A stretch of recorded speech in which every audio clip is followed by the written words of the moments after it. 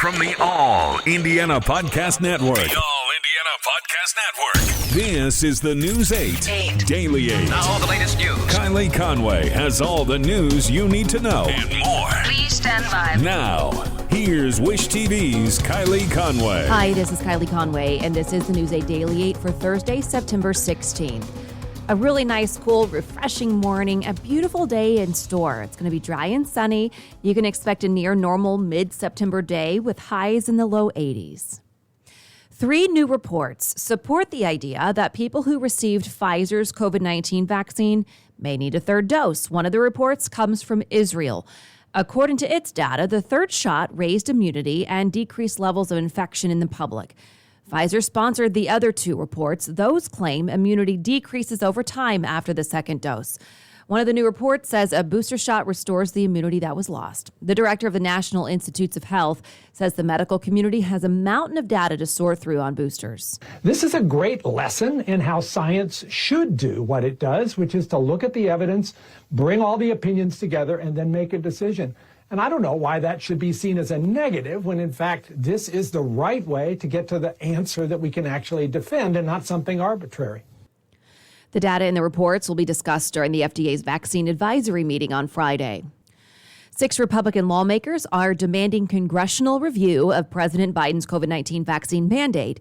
Indiana's Mike Braun is leading the group of 5 senators and a representative. Braun says they're challenging the rule under the Congressional Review Act because, in his words, President Biden vastly overstepped his authority. Earlier this month, the president issued vaccine and testing mandates for private businesses with more than 100 employees. America's chief military officer still has support from the top as more critics call for his resignation. It's all fallout from claims made about General Mark Milley in the upcoming book, Peril. In the book, Bob Woodward and Robert Costa reportedly detail phone calls Milley made with counterparts in China, possibly going around civilian leaders in the Trump administration. The book also reports Milley may have taken top-secret action to limit Trump's ability to launch a military strike after the January 6th insurrection. Wednesday, President Biden said this. I have great confidence in General Milley. Soon after, Indiana Senator Mike Braun sent out a statement saying if the allegations are true, Milley should immediately resign or be fired and be court-martialed. Today, the South Carolina attorney accused of planning his own shooting is expected to turn himself in to authorities. That's according to Alex Murdaugh's lawyer. According to court documents, Murdaugh arranged for a former client to kill him so his son could collect $10 million in life insurance. He's now charged with conspiracy to commit insurance fraud. Murdaugh's wife and their other son were shot and killed 3 months ago, but police say he was not involved in that.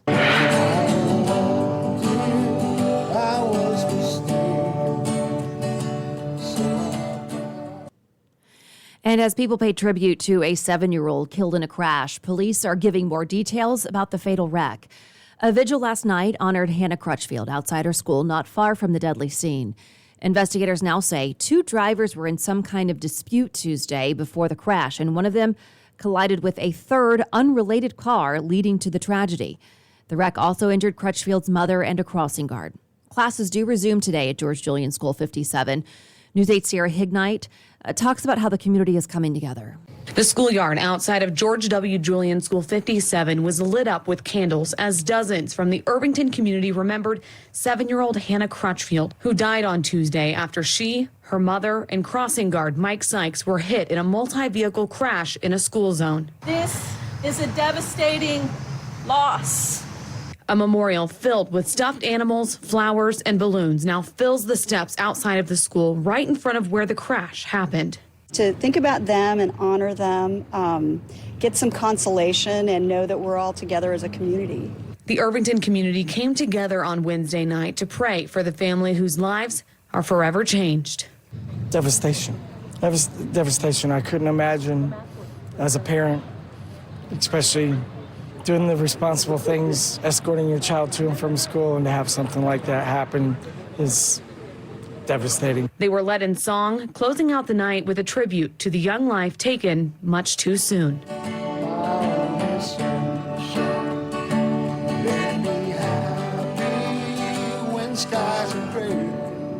crossing guard Mike Sykes was able to attend the vigil. He was met with lines of students and parents from his community thanking him for his work and joy that he is able to continue his life as a husband and as a father of his 3 children. I see him daily, literally twice a day.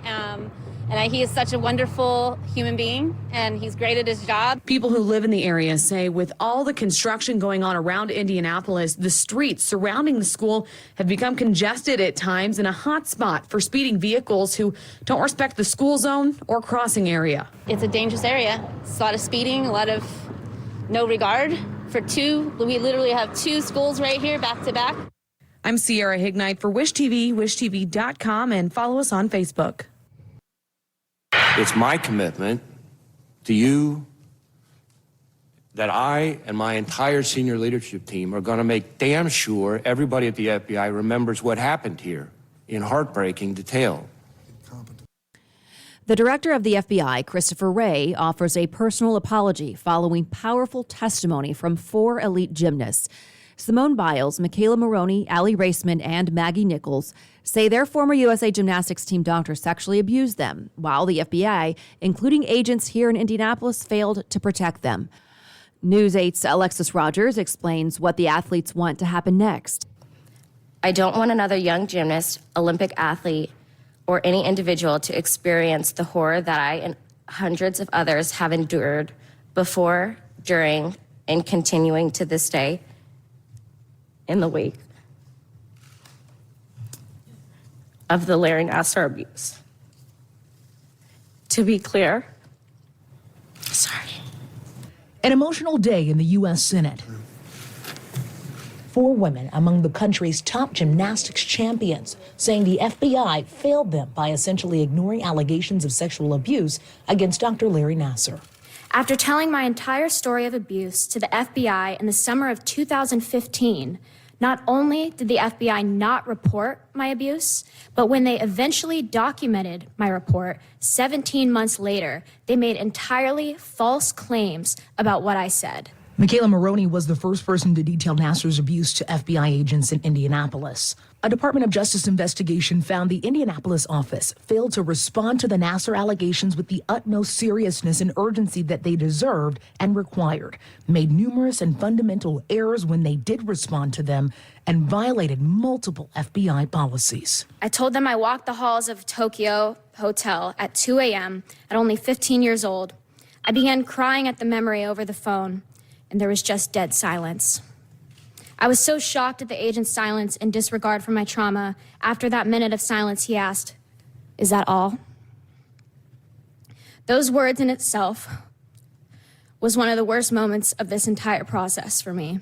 The Watchdog Review recommended criminal charges against Jay Abbott, the special agent in charge of Indianapolis, and a second Indianapolis agent for mishandling the investigation, then lying about what they had done. Federal prosecutors declined to pursue the case. And it disgusts me that we are still fighting for the most basic answers and accountability over 6 years later. FBI Director Christopher Wray confirms the agency fired the Indianapolis supervisory special agent last week. He also says the Indianapolis office profoundly failed in the Nassar case and called the agent's actions reprehensible. These individuals betrayed the core duty that they have of protecting people. They failed to protect young women and girls from abuse. We have been failed, and we deserve answers. That was Alexis Rogers reporting. The head of the Indianapolis office, named in the investigation, Jay Abbott, retired in January of 2018. Nassar is serving what amounts to a life sentence after pleading guilty to state and federal charges. Indiana Senator Todd Young is part of a group of 30 senators, Republicans and Democrats, signing onto a bill honoring the service members killed in Kabul, Afghanistan last month. The bill would award the Congressional Gold Medal to Logansport native Corporal Humberto Sanchez and the others who lost their lives. Young shared a statement describing Corporal Sanchez as the best of the Marine Corps and of the country. Young describes the fallen as heroes and says it is fitting to award them the medal. And this morning, we are learning where thousands of Afghan refugees will resettle in the United States. The State Department says it's working to place nearly 37,000 people from the first group of arrivals. The Biden administration says Indiana should expect 490 refugees to set up new lives here. California is taking the most, more than 5,200 people. And nearly every state stands to welcome some. Only Hawaii, South Dakota, West Virginia, Wyoming, and Washington, D.C. are not in the first round. And today, an autopsy is scheduled to confirm how and why an IU student died off campus. According to police, officers found 20-year-old Mia Roy in an apartment on Varsity Lane Tuesday night. They were performing a welfare check. Police say they do not think Roy's death is suspicious. And this morning, police are looking for 9 more people in a massive drug takedown in Johnson County. 25 are already under arrest in what authorities call Operation United Front. Those in custody range from 24 to 60 and include 2 mother-daughter combos. Police say nearly half of the charges are for methamphetamine, others are for heroin and fentanyl. Our big goal in the city of Franklin is to target some of these housing areas where these drugs take over communities, and the citizens are calling every day with complaints. We just want you to know we hear your complaints. We're out there, we're working. Sometimes it doesn't happen overnight, but we are working. We're taking back these neighborhoods. We're not going to allow these drugs to take over our neighborhoods. Franklin Police, Greenwood Police, and the Johnson County Sheriff's Department are working together on the operation. State police are sharing details of a drug arrest in Hancock County. Troopers say when they pulled over a 39-year-old named Felix Aguilera on I-70 Monday in Greenfield, they found nearly 16 pounds of pills that appear to be laced with fentanyl and more than 4 pounds of pure fentanyl. Aguilera had his first court appearance Tuesday. The judge set his bail at $1 million.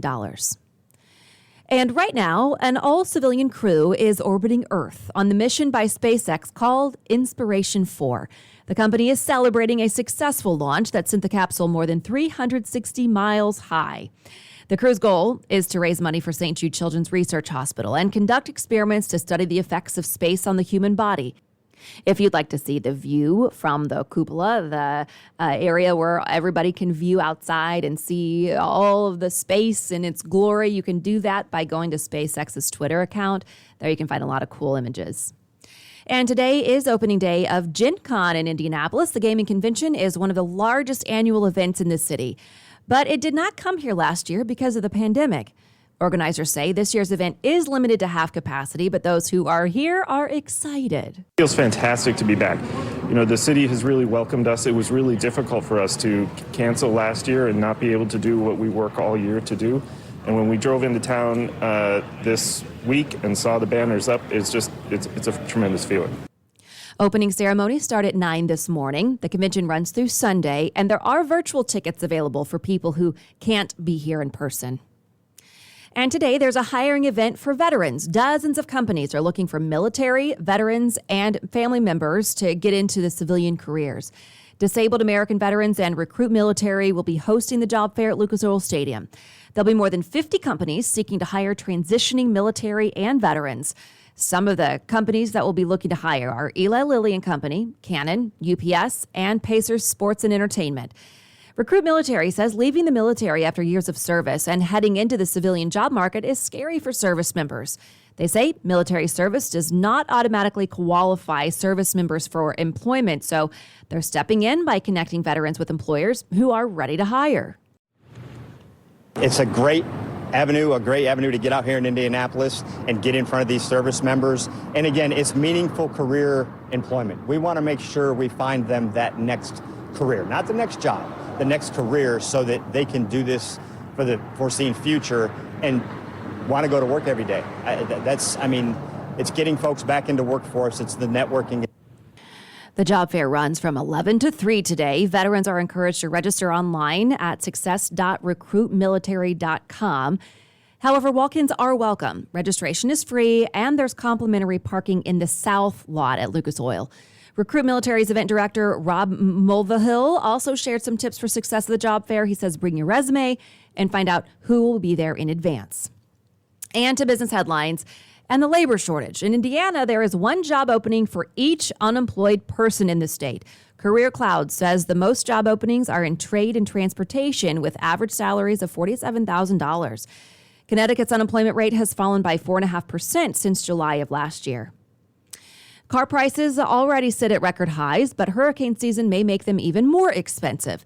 CNN Business reported that Hurricane Ida destroyed hundreds of thousands of cars, many brand new without a single owner. That's critical inventory amid the new car supply crunch for automakers, now lost to Mother Nature. Add on flooding from Hurricane Nicholas hitting Texas, and it's a recipe for even fewer new cars with far too much demand. Microsoft accounts can now go fully passwordless. Starting today, the software giant will let consumers sign into Microsoft accounts with its Microsoft Authenticator app. Windows Hello, a security key, or an SMS email verification code instead of a password. New weekly jobless claims likely rose just slightly from a pandemic-era low last week. Economists believe 323,000 people filed for unemployment benefits, up from 310,000 a week ago. New jobless claims had come in at a rate of around 220,000 per week through 2019. And the first all-civilian crew mission to space by SpaceX last night could potentially launch honeymoons taking place on the actual moon. The mission, of which will last for approximately 3 days and target an altitude of about 360 miles. Space experts say all forms of transportation started small and for the wealthy, but then expanded to be common. So maybe you got a shot. This has been your News 8 Daily 8 for Wish TV. I'm Kylie Conway. Online at wishtv.com and follow us on Facebook when you search Wish TV. Check out more podcasts from the All Indiana Podcast Network now at allindianapodcastnetwork.com. allindianapodcastnetwork.com.